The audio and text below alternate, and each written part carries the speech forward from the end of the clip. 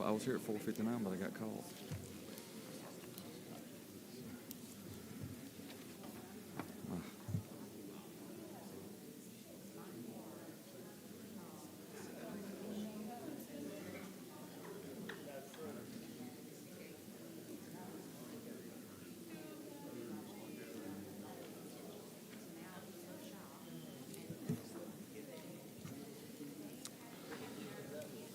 All right, we're going to call this work session to order.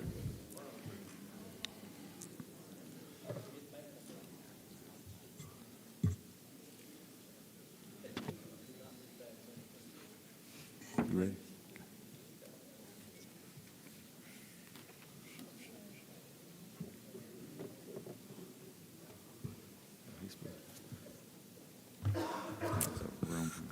Hey, Mayor, council members, how are you?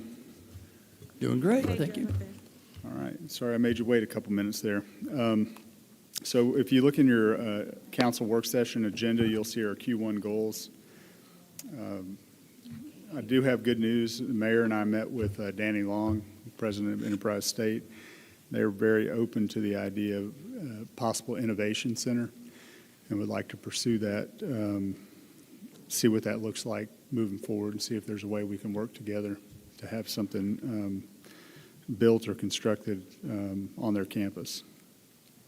So we'll get some next steps in the meetings ahead and hopefully have a better meeting. I know that each one of you also received an invitation to go see the Workforce Development Center that's currently up and running. Might also be a good time while we're out there to discuss the feasibility and what they could envision. Quarterly reports on nuisance properties and customer service experience for the city. We're targeting a second meeting in March for that quarterly goal. And as well for our engineering report developed and given to the council on a monthly basis by March 1st. Our federal and state transportation plan is in progress. Definitely sometime in March you will have a kind of one that's been vetted through us and ALDOT for that plan. Tonight, the child care facility in partnership with Enterprise YMCA or Montgomery YMCA and Pass for Success Foundation. In just a few moments, we have Patty Houston and AJ Hernandez with the Montgomery YMCA and Pass for Success that are here with us and will come up and give a presentation on that. And then the Bellwood Tap Project, still first quarter start. We're moving towards that end. We're in progress on our next round of dangerous building abatements. And obviously the strategic planning meeting was completed on January 14th. So that concludes our Q1 goals. All right. Any questions on the goals? All right, then we will review the agenda. Tonight's agenda, we'll start with roll call, opening prayer, pledge of allegiance, and the approval of the agenda. Consideration of consent agenda. Any questions on the consent agenda? All right. And then there is a request to address the council for a permit request from Warren Bowen, Special Olympics torch run. Is Captain Griswold here? I'm a little blind. There you are. Half blind tonight. Everything good on this? All right, thank you. And same with the Boll Weevil 100? All right. Any questions on either one of those from the council? And then we have a permit request for Main Street Enterprise Spring Showcase at the Monument. Same person? Captain Griswold, we good with this one? Shutting down Showcase at the Monument. Looks like Saturday, April 25th from 10 to 3. Is this the Spring Festival, what it used to be called? Is that the renamed version? Is that, okay. Did you have anything to say about it? Okay. All right. I guess I wasn't thinking about the Spring Showcase at the Monument being the new name for it. Any questions on that? You missed that part. Got it, huh? I think they did. I don't know. Anyway, last year, yeah. just kind of threw me. All right, then we'll have the privilege of the floor. Staff reports. We have no old business. And then we will review and consider Resolution 020326, back to school sales tax holiday. We typically adopt this. Any questions, any issues with that? All right. Authorize the mayor to execute a lease agreement with the Enterprise Business Incubator, Elevate Business Services. So there'll be lease office space within the Enterprise Business Incubator, which is shared by multiple people. Any questions on that? Do we need to get Jesse up here and grill him for anything? We good?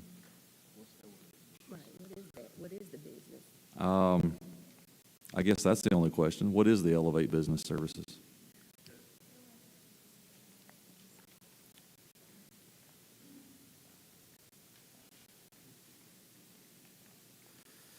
Good evening, Mr. Chairman, Mr. Mayor, ladies and gentlemen of the council.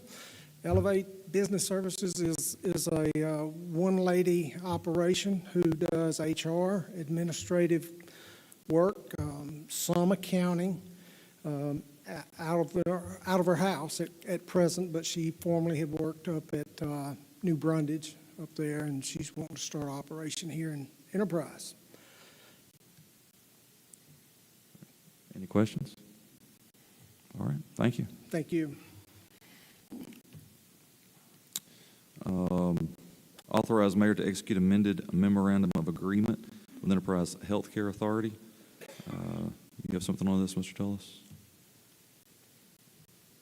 Yes, sir. Members of the council, if you'll look behind your work session agenda, you'll see a contract in there. This is main changes. If you recall, last year you appropriated some funds for the Healthcare Authority to help out with the OB crisis here in Enterprise to cover locums coverage. Given the current situation that's going on there, what was approved was strictly related to OB/GYN services within the city of Enterprise. Those funds are not going to be needed for locums coverage. We would like to expand the agreement to cover recruiting and retention services of doctors within the Enterprise community. Is basically the change that would be made. So it would broaden the scope of how the Healthcare Authority could use funds. They don't get a blanket check, just so you're aware. The way that works is it's reimbursable. So they have to submit a qualified expense that would come back to the city staff, essentially, or the mayor's office for those purposes. Is this pretty much budget neutral, or is it? It would be budget neutral, yes, sir. Anyone have any questions on this?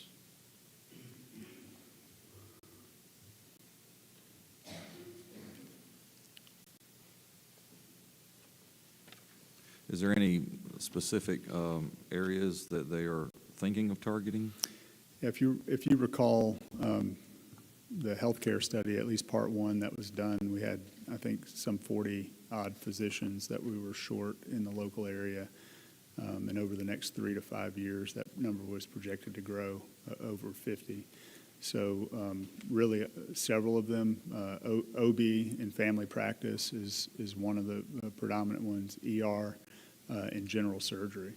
But there's a host of other specialties that are on the horizon that, you've got an aging workforce.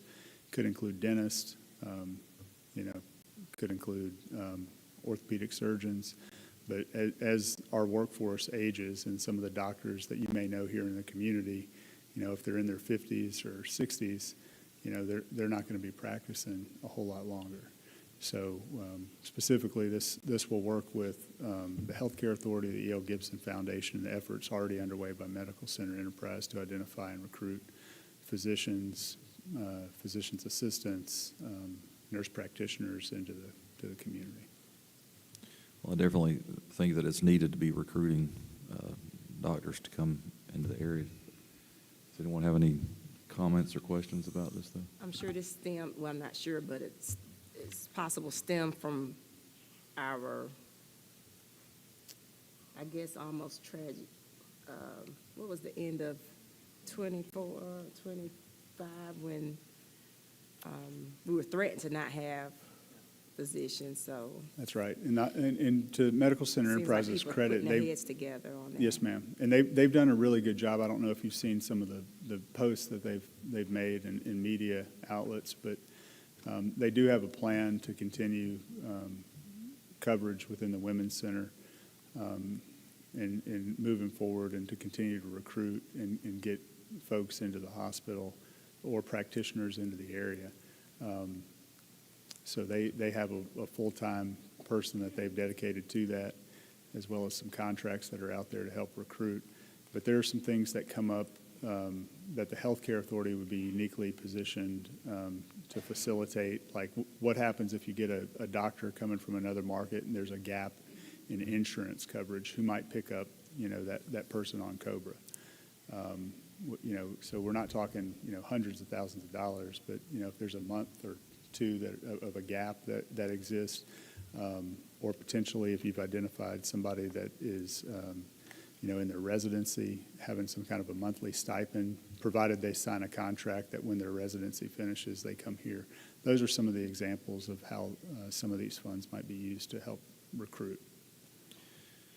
So since we're talking about healthcare, I know there was a recent federal appropriation for some healthcare stuff for Enterprise. I don't know how public that is at this point. I think I saw some public media on it, but where do those funds go? They come to the city? Do they go to the Healthcare Authority? How does that? They'll go to the Healthcare Authority. There was a $3 million congressional delegated spending request that was submitted by Senator Britt, specifically to procure a surgical robot and do installation for that. So our community,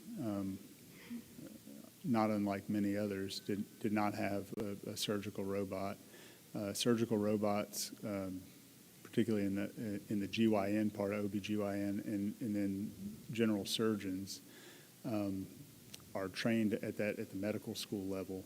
And so for the last 5-10 years, people that come out, they don't go into laparoscopic surgery. They do their surgeries in surgical robots. It improves patient outcomes, but it's also a huge hindrance as we try to recruit here in the area, because if they're forced to do laparoscopic surgeries, it dries up a revenue stream that some of those general surgeons or on the GYN side might otherwise do here. Okay. So that would be through the Healthcare Authority, and the hope is that they have a usage agreement with Medical Center Enterprise for that, or the doctors that are in that field or fields to use the hospital's facility, but the Healthcare Authority's machine. Okay. Well, okay. You already answered the question I was about to ask about, wouldn't that help with recruitment if we got that surgical robot? So. Yes, sir. Any further comments, questions? All right, thank you. Yes, sir. Next item on the agenda is request permission to purchase equipment, Street Department ATV, Polaris Ranger side-by-side, and this is a budgeted item. Any questions on that? All right, then we'll recess regular session, convene into E911, review the minutes. There is a request to change the name of Bird Street to Elijah Dewey Way. Is this where we have multiple bird streets or something going on? Yeah, we have a BYRD and a BIRD? Okay. I think it's a real teeny tiny street. Hello. Yes, sir, we had two Bird Streets, one BIRD, one BYRD. Since the Bird Street off of Delville Avenue had no physical structures, we felt like this is the best time to go ahead and change that street name so that we won't have any problems. We have had problems in the past with 911 being called to Bird Street, and they Didn't know which bird. dispatched to the wrong one. Okay. I thought I remembered that, so thank you for clarifying. And then approve accounts payable. Then we'll adjourn the E911, reconvene, mayor's report, council comments. Any questions on the agenda tonight? Okay. Next item on our agenda is the Enterprise YMCA Path for Success. Mr. Tullis? I'll be brief, but I do want to introduce the folks that are with us. Patty Houston with Pass for Success Foundation, and then AJ Hernandez, and he's got a couple other folks from the Montgomery area YMCA, which now runs our Enterprise YMCA, or at least supports it from the staff level, are here with us to kind of talk about this. But as we've talked about in our strategic planning meetings, for the last couple of years, workforce has become a big issue in economic development or lack thereof. And so one of the needs that we identified and the council was able to fund was the Workforce Development Center at Enterprise State Community College, which is now open and providing career paths that had never been offered here before. Automotive tech, nursing program is up and running. And that's great that we're getting skilled laborers out into the workforce. But another thing that came up in our discussions about that was we have under-participation, people that aren't able to participate in the workforce because we don't have adequate child care facilities in our community. And so I also meant to mention Neil Wade, who you may remember from the strategic planning meeting, had a medical issue and wasn't able to be here. But I'll let Patty talk about how the Pass for Success Foundation ties into the community college system and their partnership. But without further ado, I'll turn it over to them.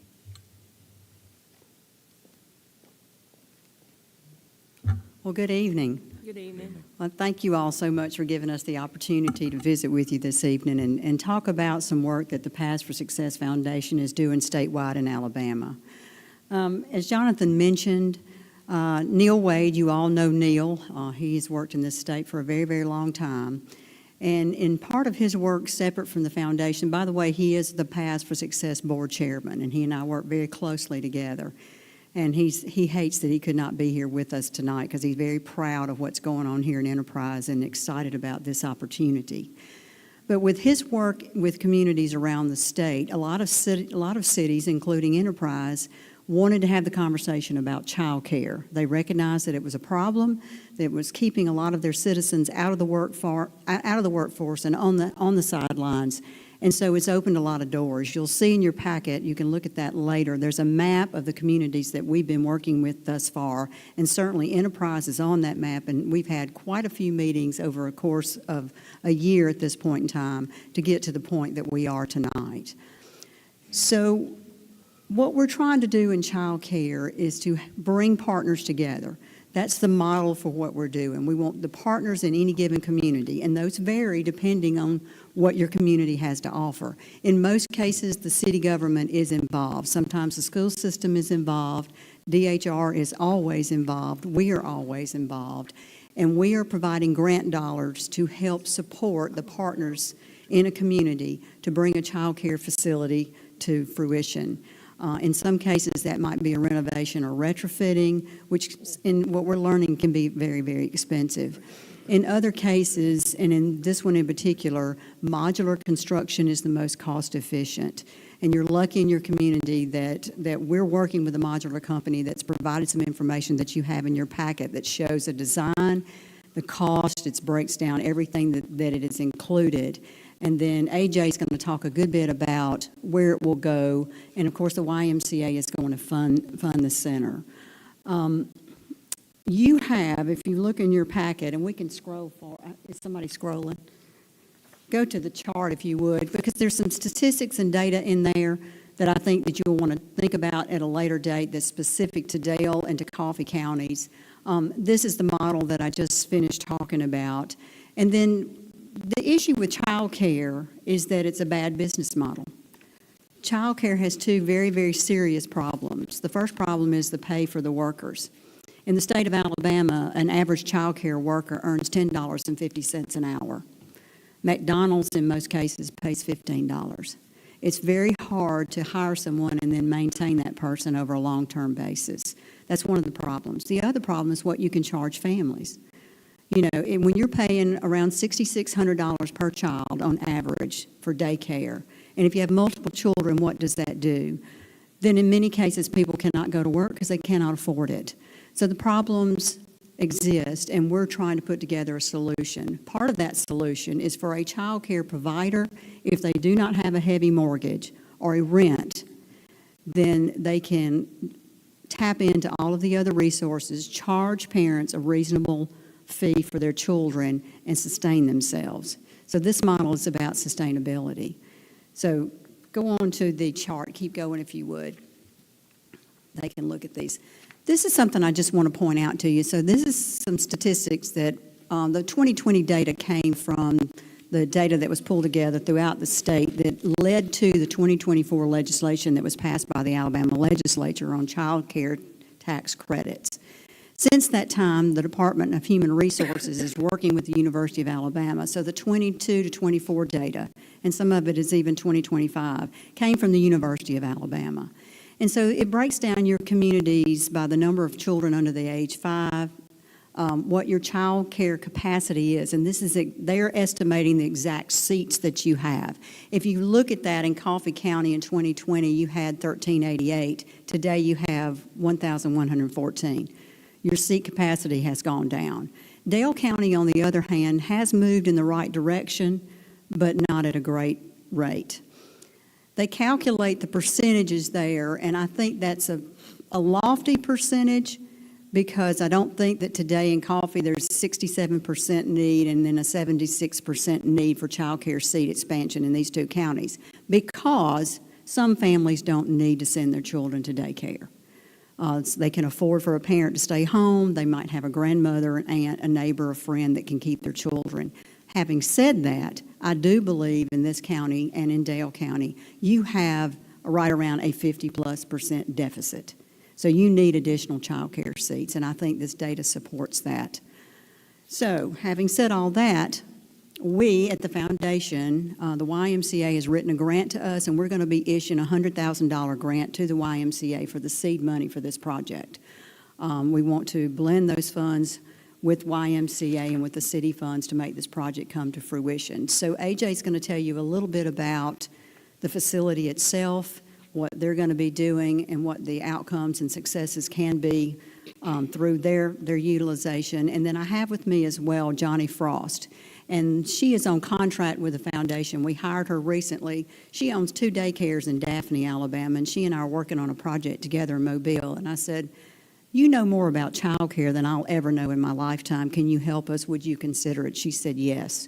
So she's going to be working with you here in Enterprise to help YMCA to talk specifically about what the facility has to look like, how can we tap into these tax credits, both state and federally, and she's very knowledgeable about that.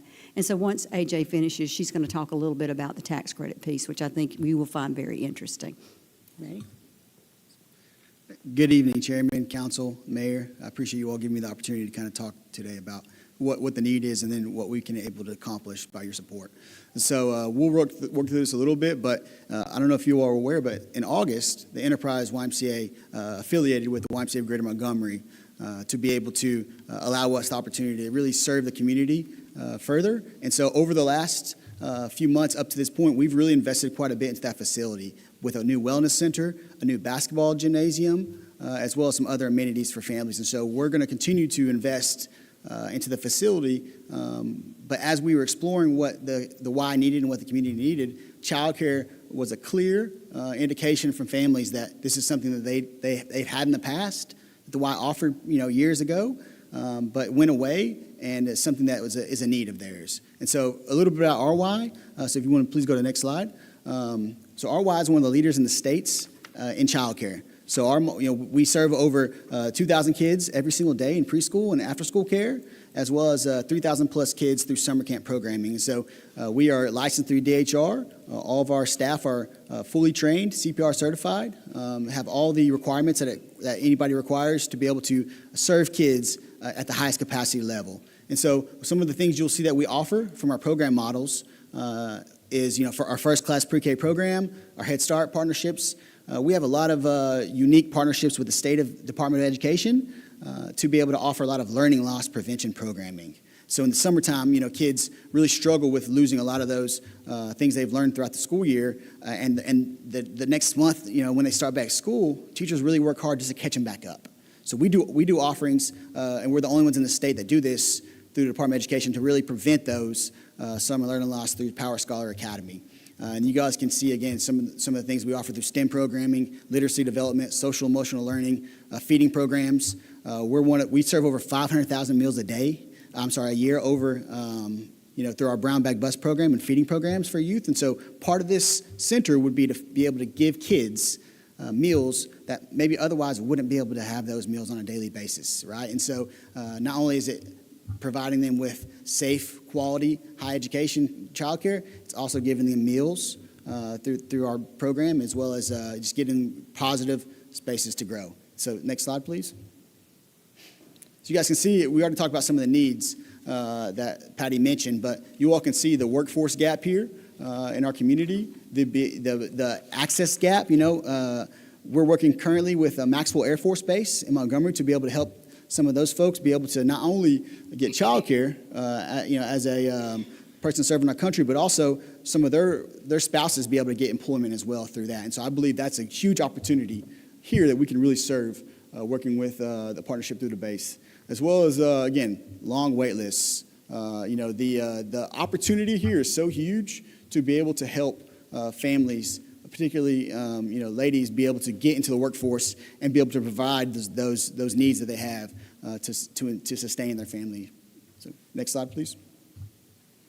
So you guys can see what we're looking to do. So this space is currently on site, something that you all have been very, very supportive of, through the city property, of being able to establish the Y for a long history. And so that space that you're looking at there, that's the best we could do from an aerial view, is that open land, which is between the roundabout there. And so it would not affect any current facilities that the YMCA already has. It would just be adding into that space. And I believe it's a perfect location to be able to access not only that new childcare facility, but also our new basketball gymnasium, and then going inside the current youth development building that they access. And so what it would be able to offer is 5 classrooms, a kitchen, conference room for the staff and teachers to have meetings with families, bathrooms, and then as we mentioned before, between the $100,000 investment from the foundation and a $600,000 investment from the city, we'll be able to serve 60-plus children on a daily basis through quality, high, childcare, which would be a huge blessing on those families to be able to really get back into the workforce and really progress them. And so we do this across our region, and so I'm really excited to be able to potentially expand this further. And that's just an example of what the modular facility that we can implement with the goal of doing this in the fall. So the great part about having a modular facility, which is approved through DHR, to be able to put this up really fast, which to me seems really quick, but it's a great company, that Automobile, who's able to do this and at a low cost. I mean, if you were going to build this facility a different way, you would see 3 or 4 times that amount. Next slide, please. So you can see some of the community impact that would happen because of this. Again, as I mentioned, child development, economic growth, future job creation. I think it will really help prepare our students for school age, as well, right? This is going to give them a leg up, whereas otherwise they're coming into kindergarten and they're behind other students. They're going to really be ahead, and so I'm really excited for that ability of those students to be able to thrive when they get to school age programming. Family stability. This is really important for them to be able to, when a job loss happens, what's great about the YMCA is we provide subsidies for family. So if somebody would have lost a job and they were in our child care programming, we raise dollars so that those families don't have an absence in child care, so that they can be able to still continue to look for jobs, so that they don't lose that opportunity, which is really important for us. And that's what makes the YMCA different from other areas. And then obviously we mentioned the workforce impact. So next slide, please. That's really, and so that's really the YMCA's opportunity here. I've really appreciated the mayor and Jonathan and the whole group here for being able to just see the vision that the YMCA has to really help impact the community and be able to see the YMCA differently in Enterprise moving forward. And so, questions? You mentioned the number of children that you guys would be able to impact. What was that number again? Yeah, it would be, that current center is 60-plus children, so it roughly about 67 kids on a daily basis. That would be preschool age, right? Okay. What are the requirements to participate, for a parent to participate in this? What are the requirements for a parent? Yeah, the requirements, yeah, it would be, obviously, there's certain forms and applications to fill out, but after that, they would pay a minimal fee, to be able to participate. And so the great part about this is the YMCA, through our, organization and subsidies, we're able to offer this cost at a low premium. So we are well below the averages in Montgomery, and we would continue that approach here in Enterprise. What is that average low? Yeah, so currently for a preschool program, a parent in Montgomery would pay $110 a week, which again is on average much lower than you see like $150 to $175 per week in most childcare centers. And then through support and through company, as well as other donors, those if a family applies for assistance, they can get that down to as low as $55 to $60 per week. Yep. And that's based upon a accredited process we take them through to showcase their income. Yep. So this is just a physical site investment that is being asked for, not a continuous staffing on the city's behalf or oversight in terms of the daycare facilities. No, yes, sir. You're right. Yeah, we would handle all of the operations as well as the cost of the programs and everything that requires of that. But this would be a physical investment. Yes, sir. Council, I just wanted to remind everybody, I know it's kind of transitioned in between, two terms so we have some new council members from when we started this, but, when we did the Workforce Development Center at Enterprise State, we had ideas about what was wrong in the community, what we didn't have, but we needed a partner. Like, the city's not going to get involved in doing dual enrollment or workforce development education and training people how to weld or be a nurse, right? And so we found that partner. They presented a plan, and so that's where we were at with the Workforce Center. We didn't know who. We didn't go to the Y and say, hey, we want to build this here. Can you, we were looking for a provider, somebody that could actually, and that's one of the big hindrances throughout the state, is finding somebody like a YMCA to actually run the programming that you're talking about. It's not easy. There's a lot of hoops to jump through. DHR accreditation in our current Y, when it started, there weren't all the rules and regulations, and I think that's one of the reasons that childcare isn't offered there today, is that DHR won't accredit the site. And so if we were able to provide funding to them, which is in the budget, to build a facility that could be accredited by DHR, and they run the program, that was sort of the genesis of why we found a partner. We didn't look for it and say the Y is going to do this. We initially started out with the Boys and Girls Club. As we went through this, we had conversations with the school system and Head Start and a lot of different other programs until we settled on one that we could take action on. So I just wanted to give a little background on that as well. For a child to participate in this, would they have to be a resident of the city of Enterprise? That's a great question. I think from a workforce lens, I think the parents would be working in the area because that would be the most, easiest way for them to access it. But, if the spots were available, we would not turn anyone away, right? And so I think that, it would be whatever the best need for the family would be, is what I would imagine. Yes, sir. I will say I was surprised to hear that $55 to $60 a week. That's unheard of. Yeah, and again, that's for families in dire need, right? That's a 50% subsidy, but the YMCA has really established, through our organization, we have 17 locations across the River Region and now Enterprise that, it's one of our social impact pillars. So it's something that we believe in deeply is youth development.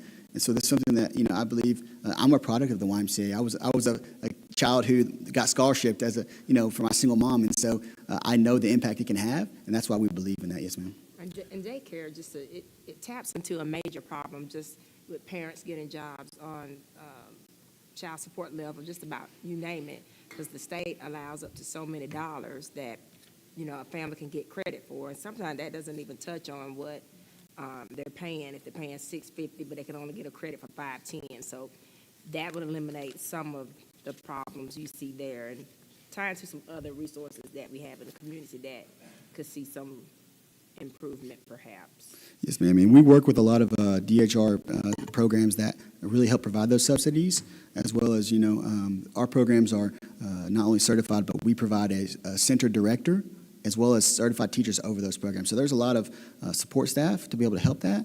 But again, the issue I think we notice is childcare, especially preschool centers, do not make money. They're not a money maker.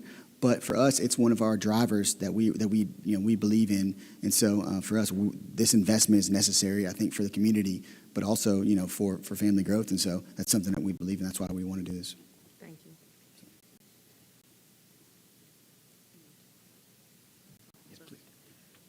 Hi, I'll just talk a little bit about the state and federal tax credits because I think that will also explain some of what deficit may be left when you're talking about the cost of child care. As Patty mentioned, my name is Johnny Frost. I own 2 centers. I operate them in Baldwin County, Alabama, but I've worked very closely with some of the people at the state level on the new Alabama employer state tax credit. And just to give you some information about other ways and other partnerships with some of your local businesses where they can take advantage of some substantial tax credits by offering an incentive for child care for their own employees. So I'll start really quickly. The newest tax credit is going to be the Alabama Employers Child Care Tax Credit. And that credit specifically is for your for-profit businesses in your community. They will have an opportunity to provide child care support to their families in a variety of ways, whether that is paying them a weekly stipend or working with a provider directly, like the YMCA, where they secure specific slots for a certain number of children. Those costs would then be, those costs would qualify as a qualifying expense for them for the child care tax credit. And depending on the size of the business, that credit can be up to $600,000 as a tax credit against their Alabama income taxes. So there's a huge tax credit available to anybody in the state of Alabama. And it's also available, it's not just for big businesses. If you have 1 employee all the way up to 100 employees, you can take advantage of this tax credit. So anyone that has W-2 employees is available to use this tax credit to offset some of those expenses. There's also an expansion now to the IRS 45F credit that took effect in January of this year. That credit is now $500,000 for qualifying expenses. Businesses can also stack those 2 credits, so it reduces their tax liability, and they're able to offer this. It's being offered as an incentive for the employers to incentivize and make this a benefit because the employers understand the importance of child care and quality child care in their own workforce and the financial impact that has when families have to call out because they don't have consistent care or need backup care because grandma can't keep the child. And in those cases, when the employer is able to stack their own benefit with a child care subsidy through the state of Alabama, in some cases it can reduce a family's, it can reduce their child care cost to $0 based off of their own income and what their family qualifies for. So there are huge benefits to your families through their employers if the employers are willing to look at that from an ongoing operational standpoint. So in terms of keeping costs low, in the years after this center were to open, they can continue to take advantage of that and offset those costs and also work with the YMCA in order to drive that cost of care down so that the families are not feeling the constant pressure of what the cost of quality child care is. Is this a payment direct from the employer to the child care facility, or is this money that they give to their employees? So the employers can do it in a number of ways. Probably the most frequent that we are seeing right now is a child care stipend that's paid directly to the employee, and that employee can then take that stipend and use it at a qualifying child care center. So if it's a licensed center, they can go, and as long as they make a payment to that qualifying center and then submit the substantiating documentation, then they can do it that way. There are other cases where they pay for seats. So an employer may say, I want 15 spots, and they can pay the provider directly for those 15 spots, and they're secured for their employees.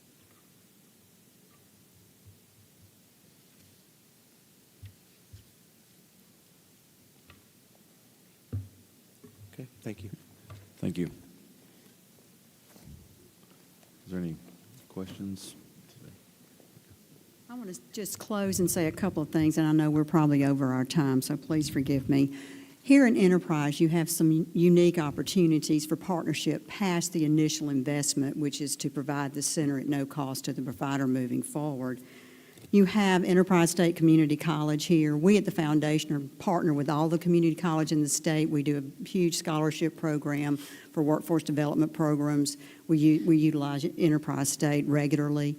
But they also, as I understand it, have a child development program. I got a call from one of their employees last week and said, hey, what's this child care center? Those students can do internships at this center, which gives a lot of help to the YMCA as far as staffing is concerned, because they get credit for that, and those internships could be paid at some level as well. Your military presence is very, very helpful. In many cases, your military comes in, 2 to 3 years, and then they move out to their next assignment. Military spouses often have a hard time finding jobs. They could work here at this center and even bring their children with them. I think that's a huge benefit. AJ mentioned, too, that the educational component. This is very personal to me. I spent a lot of years in education, and I believe strongly that these children will have a chance to be school ready when they get to kindergarten. And you can track these kids and see how they compare against those that stayed at home and didn't have this educational component. Lastly, I'd like to say that we're doing this in Aliceville. We're doing this all over the state, but the Aliceville Center is built. We came in on the backside. The seed money and the land was provided by the city. The money was raised to build the same modular unit that you're looking at, which is a 5-plex. And by the way, it's like a Lego. When they outgrow the 60-something students, you add additions to that, and as long as you have the land, they can add to the facility as needed. So you have room to grow down the road. That one's a 5-plex. I think AJ wants to go see it. We're providing the final funding. We're equipping it with, chairs and desks and beds and kitchens and playground equipment and a fence and those kinds of things. So that's a different model, but I think you should be aware there is something in place that this can show you exactly how it can work and how it can benefit a community. So I'm going to stop and say thank you very much for your time. Any other questions of any of us? Does the site selected, will that allow, where it's going to be put, that going to allow for growth? It does? Okay. 4 more classrooms. 4 more? Yeah. Okay. Glad you mentioned utilizing the students at Enterprise State. I know Troy opened the Coleman Center there in Dothan and utilized it as a daycare facility, but it's also a training ground for the early childhood ed students through College of Ed. So that's a great model. All right. Thank you so much. Thank you very much.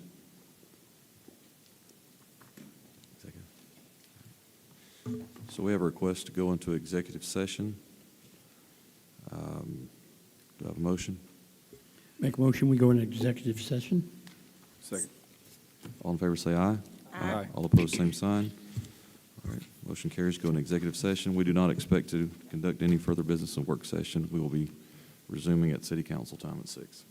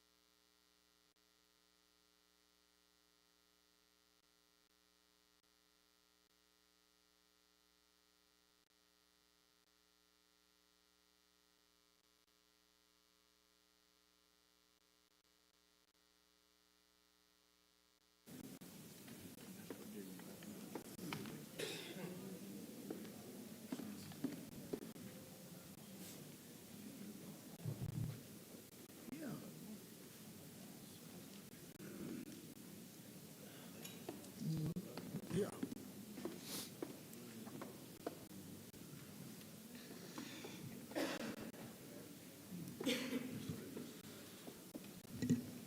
All right, the February 3rd meeting of the City Council will come to order. Let the record show that all members of the council are in attendance. Let's all stand for our opening prayer and pledge, and prayer will be offered by Councilman Scotty Johnson. Please pray with me. Dear Lord, we thank you for your arms around us. We thank you for everything you give us each and day. Lord, be with our city, be with this council tonight, be with all our citizens, and let us tonight just do your work that you had provided for us. And, oh Lord, we come to you and just thank you for the riches and for the blessings that you provide each of us. And Lord, I thank you for providing those blessings to all our citizens, all our city workers, our first responders, and Lord, all our military, wherever they are around the world. In your heavenly name we pray. Amen. Please join me for the pledge. Pledge allegiance to the flag of the United States of America and to the republic for which it stands, one nation, under God, indivisible, with liberty and justice for all.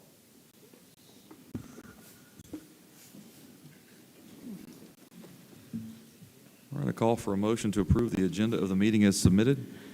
I move to approve the agenda of the meeting as submitted. Do I have a second? I'll second. All right, all in favor say aye. Aye. All opposed, same sign. Motion carries.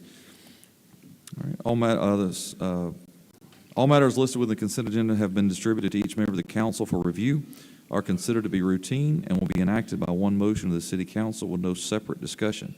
If separate discussion is desired on an item, that item may be removed from the consent agenda and placed on the regular agenda by request of a member of the city council. I call for a motion to approve the consent agenda as presented. Move to approve the consent agenda as presented. Second. All right, any discussion? All in favor say aye. Aye. All opposed, same sign. Motion carries. All right, I recognize Warren Bowern, representing Coffee Dale Geneva Special Olympics, is requested to address the council to obtain a permit to hold the Special Olympics torch run on Friday, March 13th, 2026, from 8:30 a.m. until 9:30 a.m. with a rain date of Friday, March 20th, 2026. Mr. President, Mayor, Council, this is our annual torch run for our annual track and field day. It will be held at Bates Memorial Stadium, and we've got right now about 12 elementary schools that are going to be participating. We've got a great support from the police department and running the torch, as well as other people from Fort Rucker and other areas to do so. No changes from the years past. Okay. All right. And we'll go, if you just want to stay there for the next one. All right. So do I have a motion? I move to approve the permit request as submitted. Second. Second. Any discussion? All in favor say aye. Aye. All opposed, same sign. Motion carries. And just for the record, we did refer to Captain Griswold during the work session about this, so that was approved. Okay, now you have also requested to address the council to obtain a permit for the Boll Weevil 100 on Saturday, May 2nd, 2026, from 7:30 a.m. to 11 a.m. with the rain date is Saturday, May 9th, 2026. The street closure at 8:30 a.m. from Alberta Street to North Main Street across Boll Weevil Circle. That's correct. Again, this will be our 22nd Boll Weevil 100. We have moved it from downtown when we originally did it 20-plus years ago, and now we stage at the church, go down Alberta, turn right on North Main, and go out to 51 for our fun ride, as well as our 25-miler. And we also have a virtual 100 that anybody that has a computer, has a bike, a stationary bike, whatever. And this is a fundraiser for the Enterprise Lions Club to help raise funds for our different organizations that we donate in the spring. And again, no changes from last year. Okay. And we also got approval from Captain Griswold during the work session on this, so do we have a motion? Move to approve the permit as requested. Second? All right, any discussion? All in favor say aye. Aye. All opposed, same sign. Motion carries. Thank you.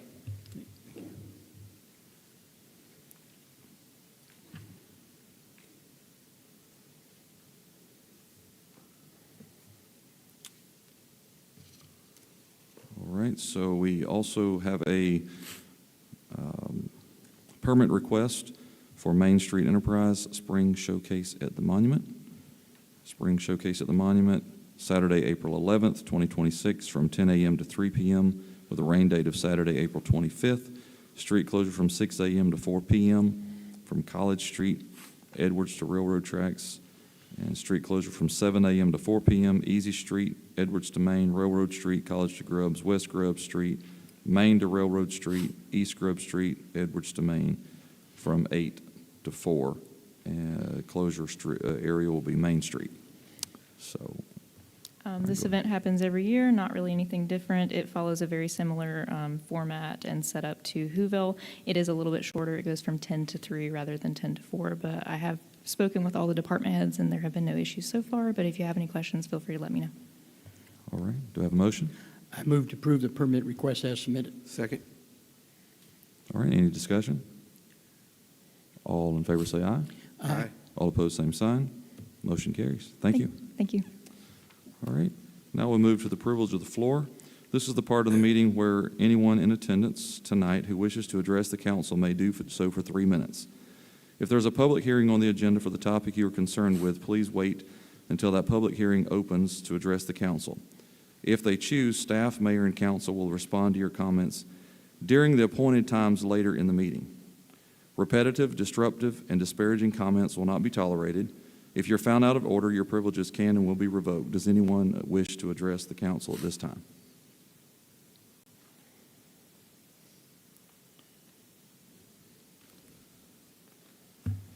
All right, if you state your name. Jesse Bowman, address 304 Willow Drive.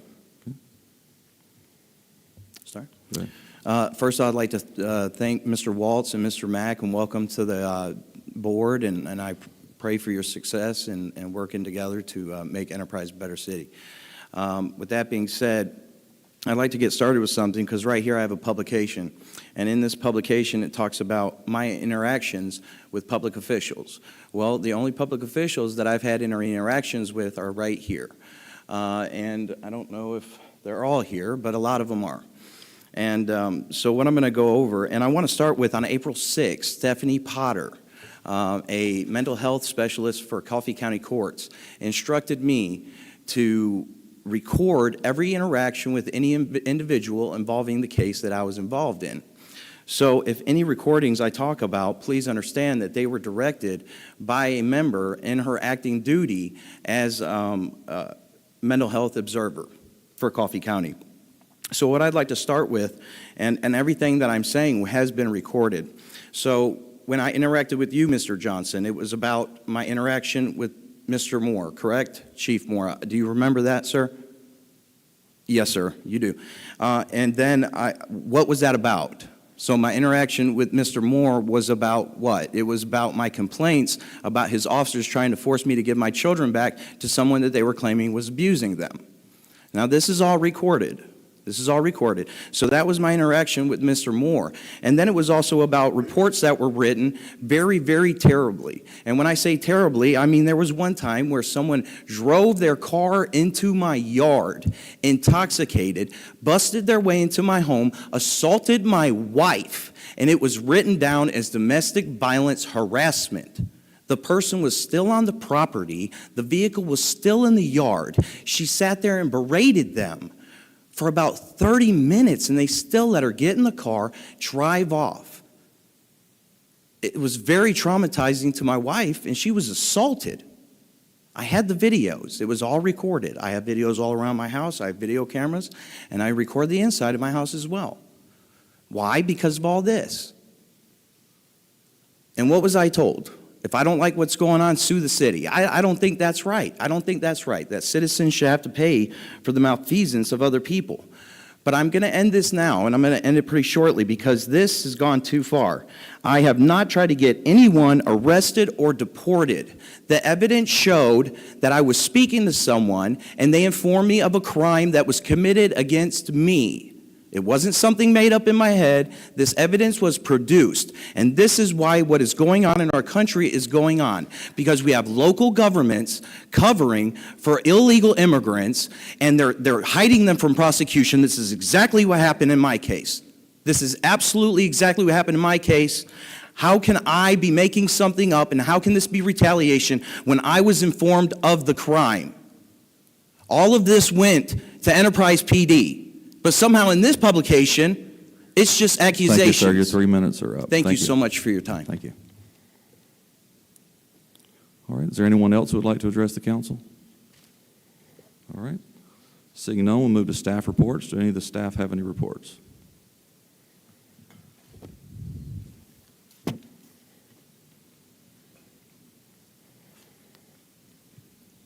Hi.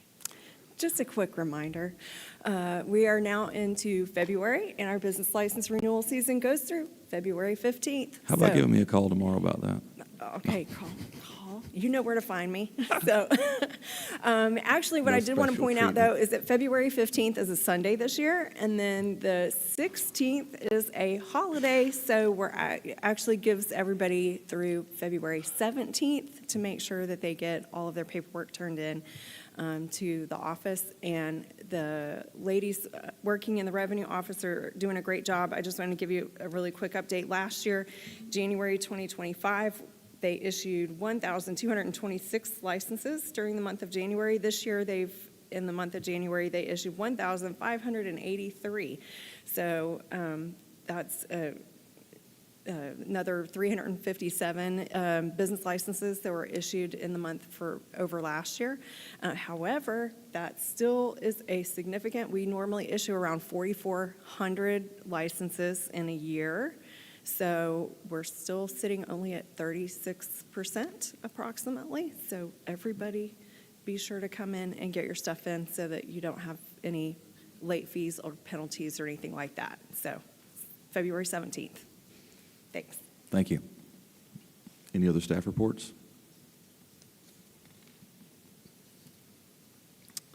All right, seeing none, we'll move into old business, which we have none of, and now we'll move into new business. Introduce and call for consideration of Resolution 020326, providing for the adoption of the back-to-school sales tax holiday as per Act 2017-120, beginning at 12:01 a.m. on Friday, July 17th, 2026, and ending at 12 midnight on Sunday, July 19th, 2026. Covered items relate to purchases for school purposes to include, among other things, clothing, school supplies, and computers. Do I have a motion? I move to adopt resolution 020326. Second. All right, any discussion? All in favor say aye. Aye. All opposed, same sign. Motion carries. All right, call for a motion to authorize the mayor to execute an agreement on behalf of the City of Enterprise with Terry Michelle Grantham and Elevate Business Services LLC for the lease of office space within the Enterprise Business Incubator located at 102 Commerce Drive as per the terms of the lease agreement. Do I have a motion? Move to authorize the mayor to execute the lease agreement as submitted. Second.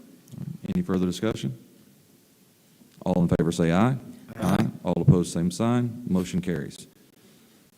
All right, call for a motion to authorize the mayor to execute amendment number 1 to the memorandum of agreement with the Enterprise Healthcare Authority for the purpose of physician recruitment and retention within the City of Enterprise. Do I have a motion?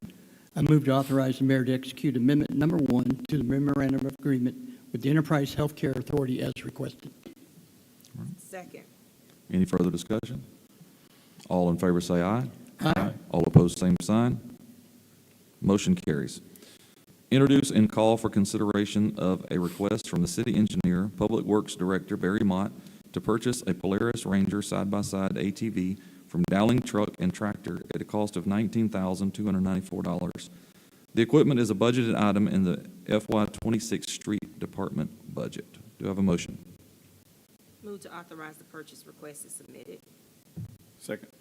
All right. Any further discussion? All in favor say aye. Aye. All opposed, same sign. Motion carries. All right, we will now recess our regular session and convene into the E911 board meeting.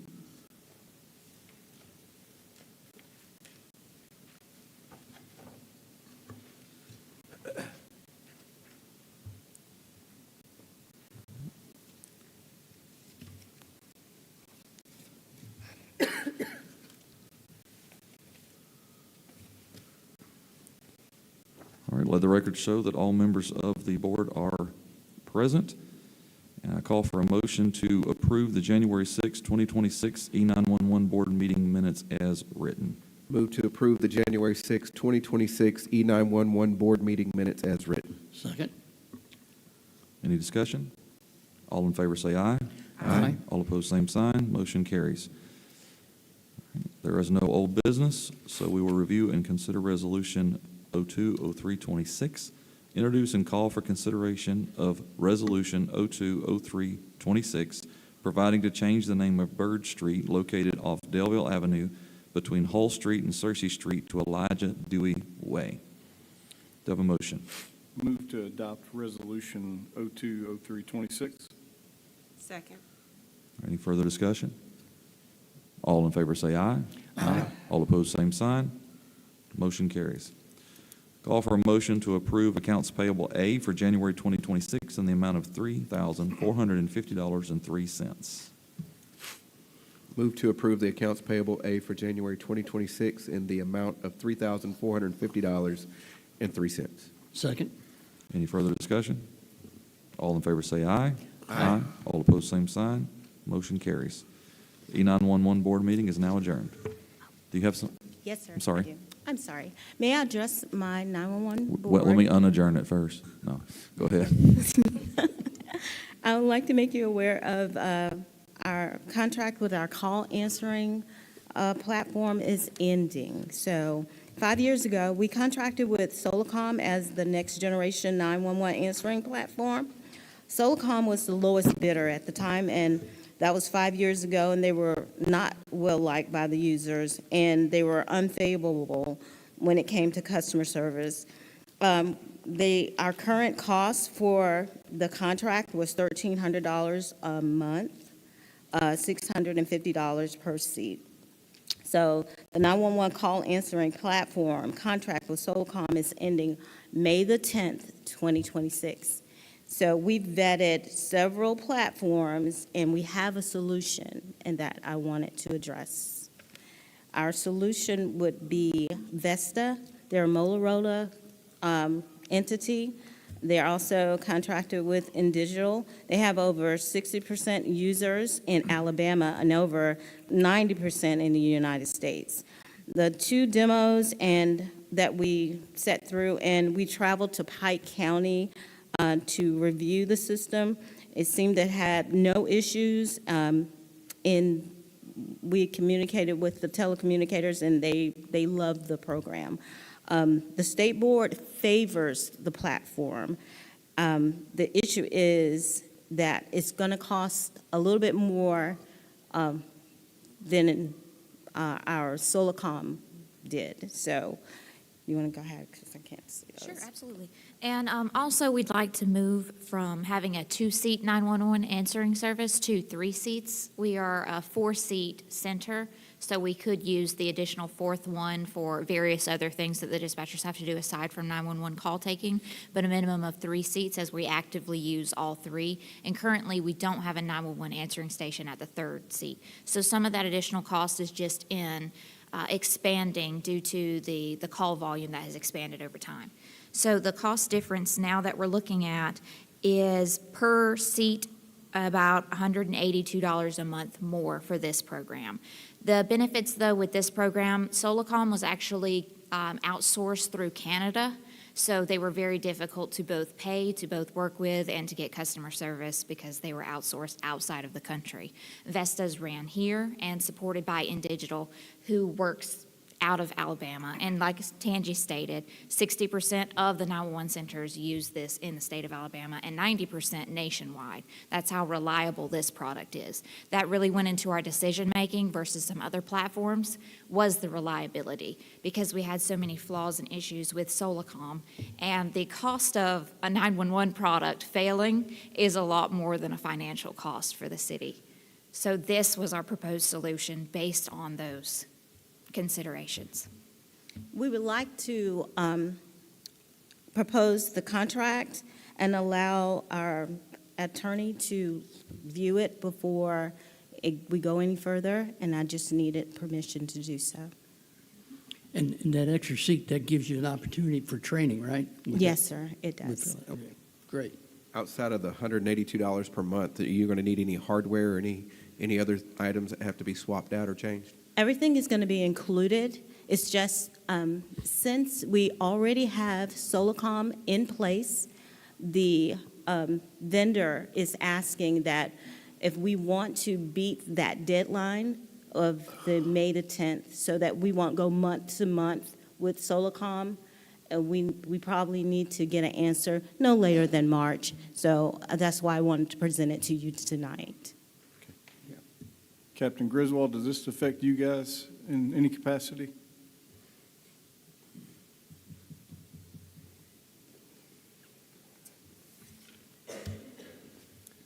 That would be something I would have to speak to Chief Moore about. He is still available for me to speak to him, and I would prefer to do that before this is made, to find out exactly where the money would come from, whose budget it comes out of. If it's ours, yes, that would affect us. Okay, that's why I didn't know who was paying for the upgrade. Ms. Hill, is this, refresh our memories, it was something that you all want to switch to that was covered with some monies outside of. I'm not quite sure. This is not the. No, ma'am. Okay. I think you're talking about the prepared program. Yes, that's what I couldn't And think. so Okay. I didn't want to you can confuse explain the two. the prepared to her. So the 911 is the actual platform that we're losing the contract to, or the contract is expiring. It's the full base platform that allows us the calls to be routed to our center and answered. This platform actually lets us route our non-emergency calls as well, which would allow us to, it would alleviate some of the equipment that we use. We would no longer need to have like physical phone headsets for separate calls. Currently in dispatch, we answer 2 different phones and have a headset on for the radio. So this would integrate all of those systems. Prepared was a product that assists any 911 program that makes it more efficient for the user.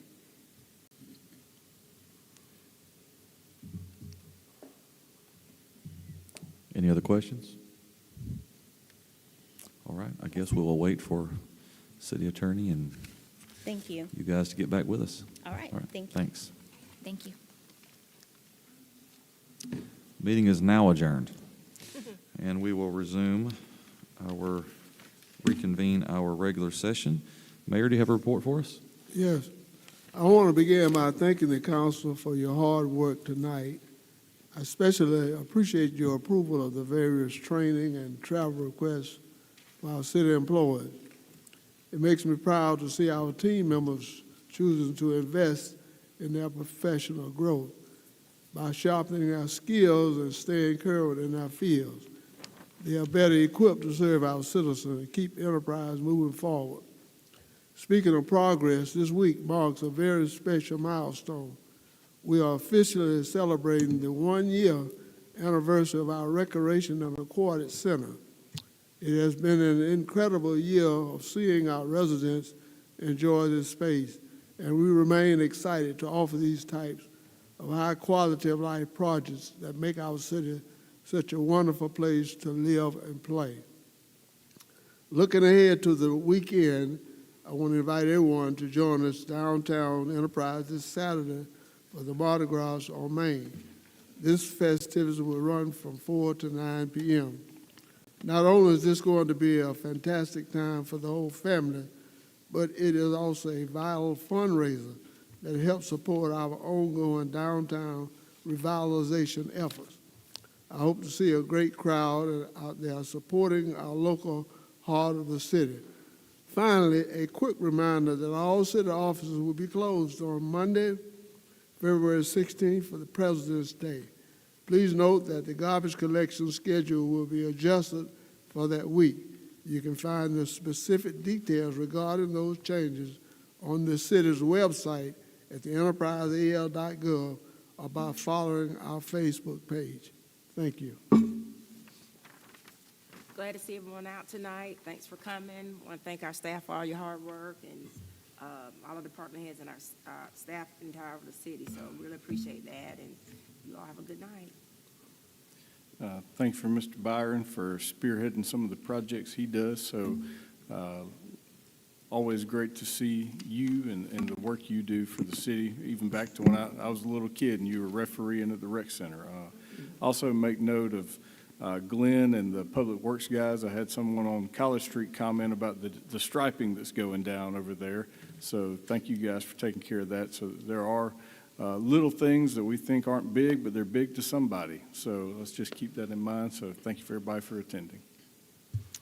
Just thank you for attending, and thank you for all our citizens online watching this. And I know we had this cold weather go through, and there's been some water mains broken and everything else. Alan, thank you. You guys got out there really quick and taking care of that area for us. But God bless everyone, and thank you, city workers, for everything you do each and every day. Thank you. Thank you, Mr. Byron, for what you do. You're here every time I'm here. I look out, and you guys are here. So I appreciate not only your attendance, but giving back to the city and doing what you do for Enterprise. So thank you for that, and thank you for giving me a hard time for being a little late today, so appreciate that. And then thank you for Captain Griswold, because I know you didn't want to be called on and you don't want to say anything, and I'm thankful that you stood up and got behind the mic, so thank you guys. That's the faithful row right there. Thank everyone for coming tonight. Hope you have a good night. This meeting is adjourned.